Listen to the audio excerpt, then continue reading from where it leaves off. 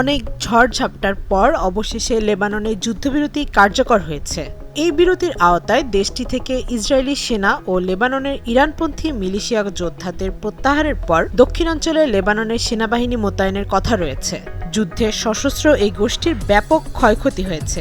তাই যুদ্ধবিরতির পর এর ভবিষ্যৎ কী হবে এ নিয়ে প্রশ্ন জাগছে অনেকের মনে। এই প্রশ্ন ধরেই একটি বিশ্লেষণধর্মী প্রতিবেদন প্রকাশ করেছে ব্রিটিশ সংবাদ মাধ্যম বিবিসি।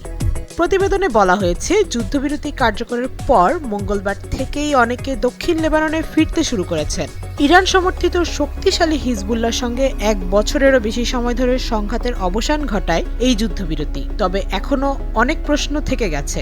একমাত্র ওয়ালটন এসি দিচ্ছে 1 বছরের রিপ্লেসমেন্ট গ্যারান্টি। লেবাননের জন্য ধ্বংসাত্মক পরিণতি বয়ে এনেছে এই যুদ্ধ। 2023 সালের অক্টোবরের শত্রুতা শুরু হওয়ার পর থেকে দেশটিতে 3700 জনেরও বেশি মানুষ নিহত হয়েছেন। লেবাননের ইরানপন্থী মিলিশিয়া গোষ্ঠীর শক্তিশালী উপস্থিতি রয়েছে এমন অঞ্চলে 10 লাখেরও বেশি বাসিন্দা বাস্তুচ্যুত হয়েছেন। বিশ্বব্যাংক $8.5 বিলিয়ন ক্ষয়ক্ষতি হয়েছে বলে অনুমান করছে। এই ক্ষতি পূরণের সময় লাগবে এবং কে এর জন্য অর্থ প্রদান করবে তা কেউ জানে না। চুক্তির আওতায় লেবানন থেকে ইসরায়েলি বাহিনী ও লেবাননের ইরানপন্থী মিলিশিয়া যোদ্ধাদের প্রত্যাহারের পর দক্ষিণে হাজার হাজার লেবানিজ সেনা মোতায়েন করা হবে। যদিও কিভাবে তাদের মোতায়েন করা হবে তা এখনও স্পষ্ট নয়। সামরিক বাহিনী অভিযোগ করেছে, লেবাননের ক্ষয়ক্ষতি পূরণের জন্য তাদের কাছে অর্থ, জনবল ও সরঞ্জামের মতো সম্পদ নেই। তবে প্রশ্ন শুধু তহবিলের নয়, প্রশ্ন হলো প্রয়োজনে লেবাননের সামরিক বাহিনী কি আবার লেবাননের ইরানপন্থী মিলিশিয়া গোষ্ঠীর মুখোমুখি হবে? এমনটি হলে সাম্প্রদায়িক বিভাজনে গভীরভাবে বিভক্ত একটি দেশে লেবানিজদের বিরুদ্ধে লেবানিজদের দাঁড় করানোর মতো অবস্থা হবে, যা এমন একটি দেশে সবসময় ঝুঁকিপূর্ণ। লেবাননের কর্তৃপক্ষ মেনে নিয়েছে যে পরিস্থিতির পরিবর্তন হওয়া দরকার, আর তা করার জন্য তাদের রাজনৈতিক সদিচ্ছা রয়েছে বলে মনে হচ্ছে।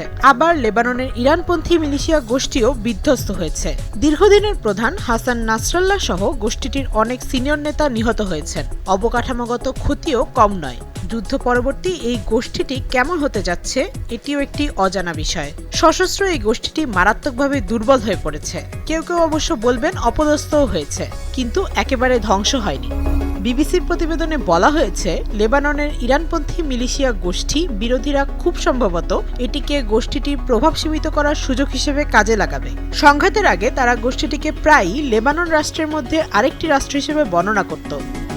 কয়েক মাস ধরে লেবাননের ইরানপন্থী মিলিশিয়া গোষ্ঠীর সমর্থনকারী ঘাঁটির বাইরের মানুষজন বলছিল, গোষ্ঠীটি দেশকে এমন একটি যুদ্ধে টেনে নিয়েছে যা জনগণের স্বার্থে ছিল না।